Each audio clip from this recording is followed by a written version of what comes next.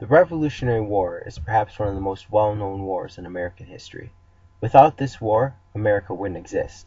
There would be no Declaration of Independence, no Bill of Rights, no Congress, judicial, or executive branch.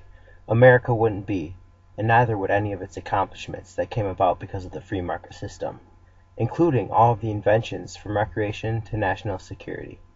With this in mind, the American Revolution was probably one of the most important wars in America's and even the world's history. Years before the Revolutionary War, problems were rising between the colonists and the British. The colonists were under British rule and were considered citizens, but were not allowed the rights of regular British citizens. Many taxes were employed on the colonists, but they were not employed on the regular British citizens, because the colonists did not have representation in Parliament. The Stamp Act was one of the many examples of taxation without representation.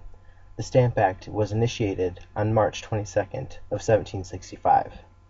It made it so the colonists had to buy a stamp for every piece of paper they used, whether it was writing paper, licenses, newspaper, and even playing cards. This infuriated the American colonists. The Stamp Act put more hatred in the colonists' hearts against the British. They started to hate even the sight of British soldiers. The Townshend Acts were issued after the Stamp Act. While the colonists never really acted on the Stamp Act, the Townshend Acts were too much.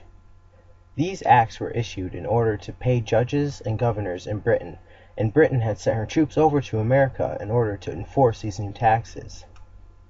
One cold March night in Boston, there was a group of colonists that were heckling British troops. They were shouting at them and throwing trash and snow at them. The dispute escalated, and eventually the troops fired into the group of hecklers. This killed 3 instantly, and 2 men died of wounds afterwards. The British repealed the Townshend Acts, but they left the Tea Act. And this turned out to be a big mistake on the British part. In 1773, the East India Company had 18 million pounds of unsold tea, and it was ordered that the tea be shipped to Boston and sold to the colonists at a bargain price. Although the Townshend Tea Act was still on tea, a group of Americans stirred up anger about this tax, and then a group of colonists decided to do something about it. A group of about 200 men, some masked as Indians, gathered at a nearby hill. Whooping war chants, the crowd marched 2 by 2 onto the pier and descended upon the 3 ships and dumped their offending cargoes of tea into the harbor waters. The British punished the colonists by closing the port and enforcing new laws onto the colonists. In April of 1775, the British received information that the colonists had arms in Concord, Massachusetts, and a group of British soldiers were sent to go destroy it. The Patriots caught wind of their exploit and took the Minutemen and met them at Lexington.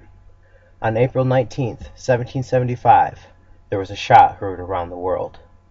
The British and the Patriots fought until the British pushed them back and continued on to Concord.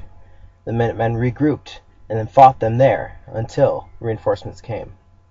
And then they defeated 3 companies of the King's troops. In the second and third week of June 1776, Thomas Jefferson penned the rough draft of the Declaration of Independence. Congress debated it and revised it the following weeks until it was signed July 4, 1776. December 25, 1776, George Washington took his men and crossed the Delaware to attack the Hessian force in Trenton, New Jersey. It was another victory for the Patriots. It was one of a long line of successes for General George Washington.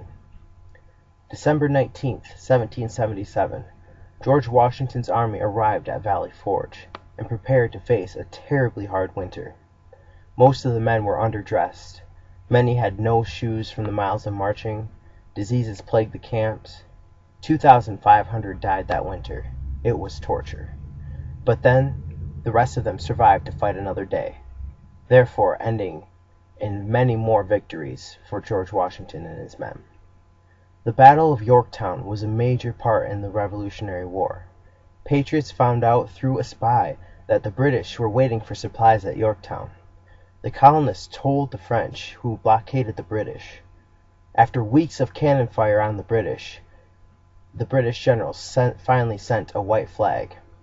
On September 3, 1783, the Treaty of Paris was signed, which signified the ending of the war, and shortly afterwards the British troops left America, the free United States of America.